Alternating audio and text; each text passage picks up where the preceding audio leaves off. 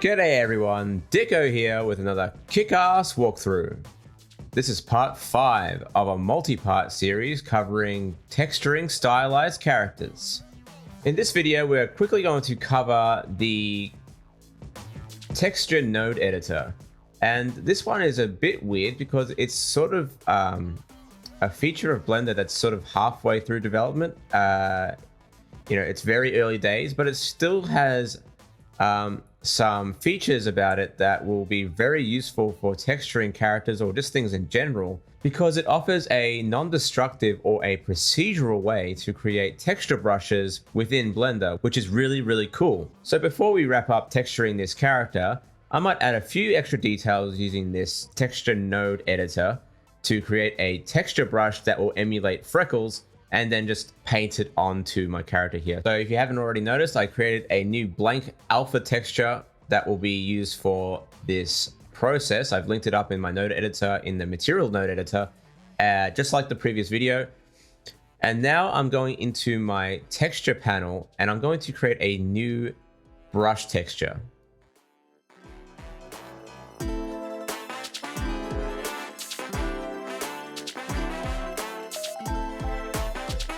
I'm going to give it a name. I'm going to give it the name Freckles in this case, and then we're going to jump straight into the texture node editor to edit this texture using the node setup.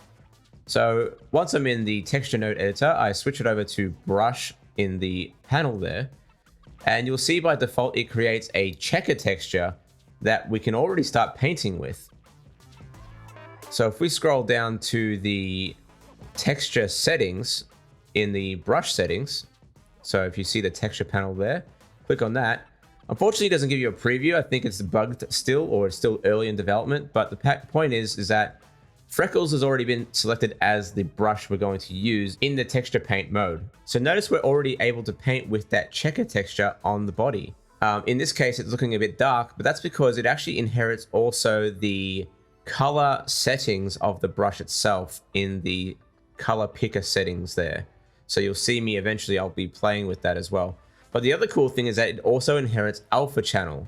So in the checker texture in this case, we're already able to procedurally adapt the brush on the fly.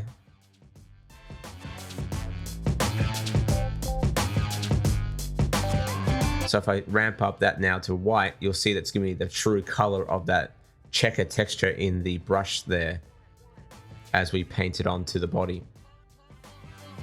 But now let's check out the actual power behind the texture node editor. And that is that we can actually replace the checker texture with anything we want. So in this case, I can actually replace that with a noise node and see what happens. Now the brush has a completely different behavior, which is really cool because it allows you to adaptively change your brush settings without having to make a new brush every time. Or you can set up a series of different brush groups. So a new texture, make a new node setup, new texture, new node setup. And that will be able to give you the ability to create a bunch of different procedural texture brushes to play with. In this case, I'm just going to use the one. I don't need anything else beyond just adding a bit of noise to my texture here, because I'm just going to turn that into freckles and what it can present in terms of its potential. Here's a side note, you can actually use these brushes in sculpt mode as well. There's nothing stopping you from doing that, which is also really damn cool. So let's experiment a little bit further by adding a clouds node to see exactly what we can do with this setup. So I'm just going to add a clouds node and put that into the editor there. And I'm going to link that straight into my output and start painting. And unfortunately, the node editor right now doesn't really give you a proper preview of the brush. So the only way you can really test it is by brushing somewhere on your texture. So it's a bit of a pain in the bum, but it's still useful.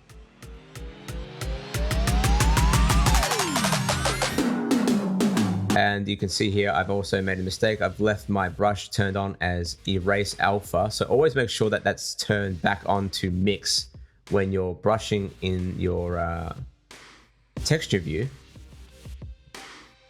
So you can see here, after switching that back, I can now paint in those cloud textures as you see in the settings there. And if you don't know, the cloud texture actually is colored by default. So it doesn't just have black and white values. So we have to actually crunch that down to black and white, either with a ramp or in the settings there. And of course, we can always switch back to the noise texture on the fly, which is really cool. I was just testing things out, seeing whether the scale node worked with that particular input. Turned out it didn't, but that's okay. So back to the clouds node. Let's see what we can do with it.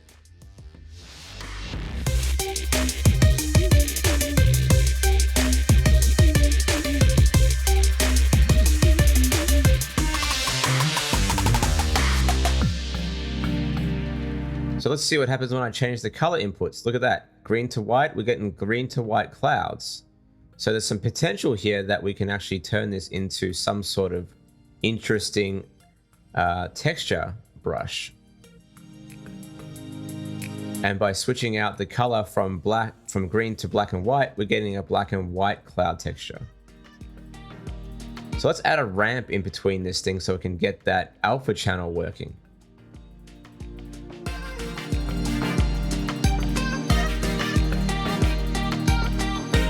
And also by adding that ramp, we can also crunch down the details so we can get a really interesting sort of effect out of that with the ramp node.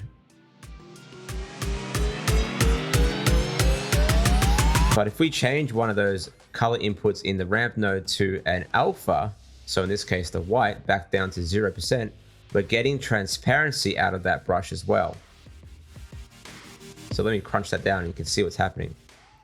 So we're still getting a little bit of white there because the transition from black to white is still there. It's just that the white is also transitioning to an opaque or a transparent color. So if we make that white value black, we get a pure transition from black to transparent. So you can see the potential here. Now we can sort of think about how we're going to do this with our freckle texture here. So we can actually use that same method, but with the noise input instead of the cloud input to get that freckly, noisy texture out of our brush here.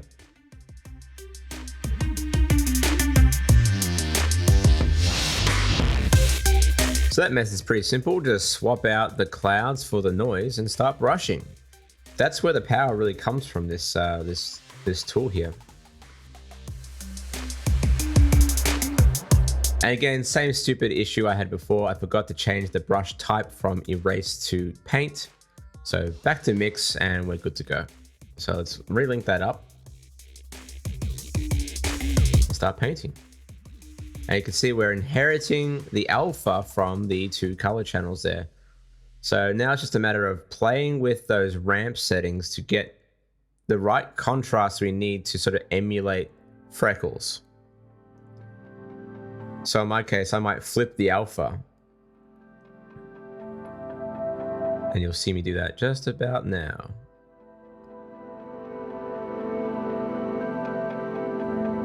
So flip it around, and here we go. That looks a bit better. So the contrast matters here in order to get the alpha that we want. And I'm pretty happy with that result. I think now it's time to just change the colors of the ramp to a brown color to emulate freckles. But you can see here, we're starting to get something that kind of resembles freckles. It's pretty, well, it looks like static at the moment, but, with a little tweaking and, a bit of creative license in terms of, erasing some features, it kind of starts to look a bit like freckles, which is kind of cool. So switching out those colors from the black to something a bit more brown, as we do here. And then we'll start painting in that detail. So make sure you do both the solid opaque part of the ramp and the alpha channel level to have the same color. That way you'll get a smooth transition between, the browns in this case. So I'm just painting that in, and I'm just speeding that up because really I don't need to show you that process. It's really simple. And then I'm just actively or selectively erasing parts that I think are a bit too dense to give it a bit more of a natural look. So I don't want to have it too strong. And you can see here, for some reason, when you work with alpha channel textures in Blender now, it goes completely opaque or transparent in the parts where it is transparent in regular workspace mode. Whereas, once you jump back into, the look dev mode, it goes solid again. So it's actually really useful to have that.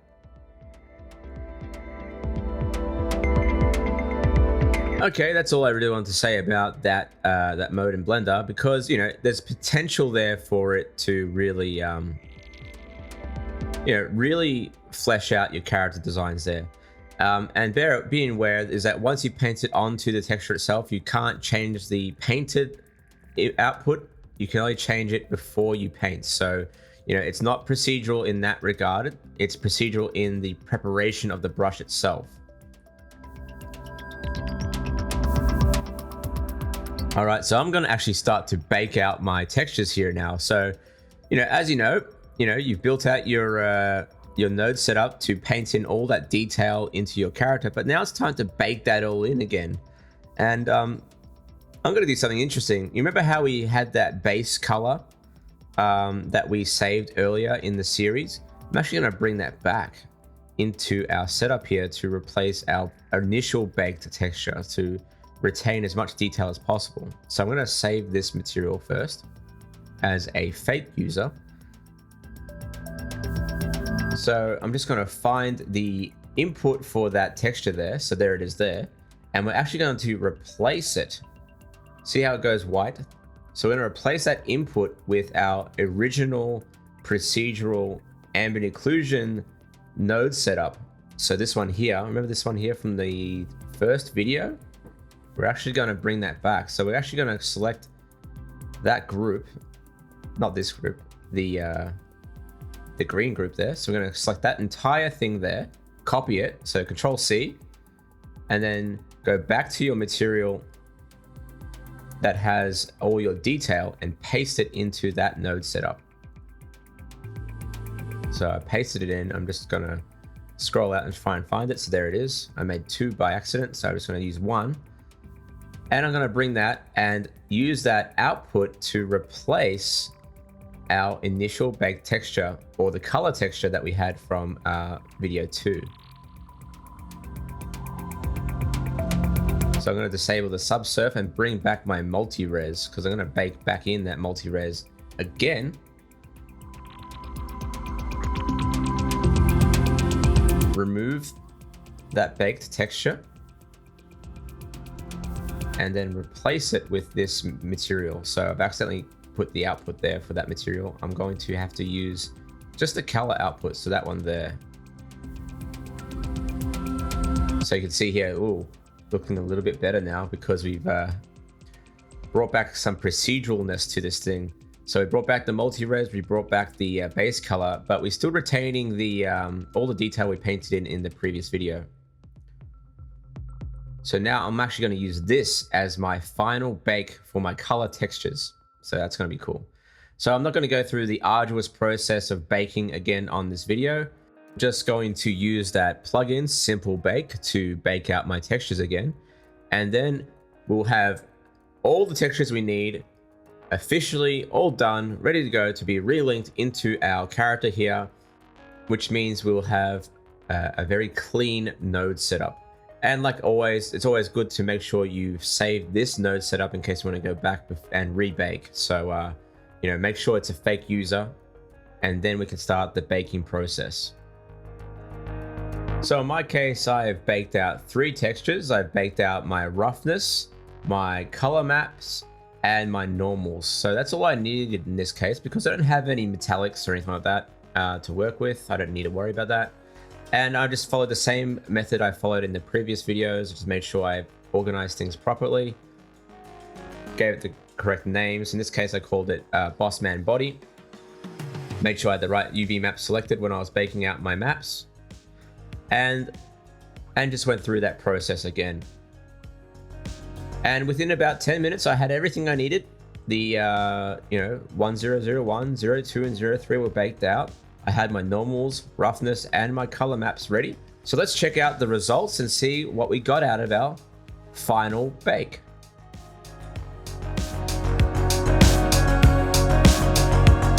All right, here's the final result. You can see all the textures there. So you can see we've already baked in all that detail. So the beard's in there, the lips, the shadow around the eyes, it's all there. But check out the normal map. The normal map's really cool because it's actually baked in all of that beard stubble normals as well. So we got all that detail into our texture here in the final bake. And the same is said for the rest of the body. So we've added all that shadowing around the stomach and under the chest and got all that stretching in there. And then the multi-res is adding extra detail into the normals as well. So we're getting a lot of detail there. And you can see the freckles are showing up in that final bake as well. And I'm pretty happy with this result. So now it's just a matter of relinking up these textures into our character here. So we're going to have to make a new material onto Bossman. I'm going to disable the multi-res now. I don't need that anymore, but I'll keep that there as a backup anyway. Turn on my subdivision again, and we're going to create a brand new texture. So make sure that this again is a fake user, because that will be our procedural backup in case we want to go back and make changes. Let's switch into our look dev mode. And now it's time to create a new material. This is going to be our official, inverted commas, material for Bossman. So with that being said, let's name it Matt Bossman in this case. And it's his body, so Matt Bossman body. And now all I got to do is bring in those 3 textures. How cool is that? So instead of having that big mess of a node setup, we're going to have only 3 textures here. So when you open up the file, go to your textures folder. In this case, I'm going to call it master textures. And I'm going to select the diffuse and the normal and the roughness. But in this case, let's start with the diffuse. Make sure that detect UDIMs is turned on. Import that. And we got all that detail there. It looks almost exactly the same as our procedural non-destructive method of material making there. So let's bring in the roughness map now. Again, we're going to bring that in. And it's looking a bit too glossy here, and that's because we have to switch the color space from sRGB to non-color. So make sure you do that as well. So I'm about to do that. Make sure I'm also going to keep that clean. So I'm going to remove that mapping node. So it's all going to be the same. Switch it to non-color in the roughness. And now let's import our normal, which is going to really make this thing shine. And again, we're going to add a normal map node and link that up. Link that up to the normals. And they're going to look a bit strong and a bit weird at the first because, again, we need to switch out the color space from sRGB to non-color. But once we do that, everything's going to look pretty damn good. And I'm just doing this just out of me being, organizationally nice. And then switch out the color space to to non-color. And we're getting that final result look already. And now the normals are a bit strong because it's sort of doubling up on the normals around the sculpted areas because the multi-res plus the normal map has been doubled up. So I'm just reducing the strength of that normal there. And look at that. Our final result looks remarkably close to our procedural material setup. Almost exactly the same. So let me just do a render here. And then let's compare the baked out textures with our non-destructive procedural texture setup that we had before we baked out this.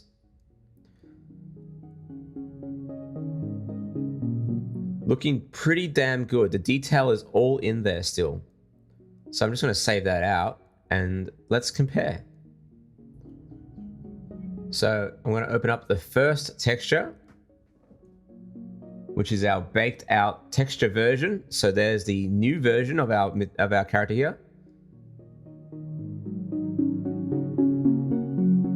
And here's the procedural setup, guys. So that one was the one with the full multi-res turned on and all the procedural textures up and running. and it's really, really close. There might be a little bit of loss of detail in the cheekbones and maybe around the edges of the the shoulders and stuff. But overall, it's really, really close. And with a lot less complexity in the node setup, now that we've baked out the materials, we have a really good final result to work with for animation. So in the next video, we're going to cover just the texturing of the clothes, and we're just going to make it very simple for that video. And that will be the final video for this texturing series. So I hope so far that you've learned enough to make your own kick-ass textures, your kick-ass characters, because after the texturing series is over, we're going to jump into rigging. So until then, catches and have fun.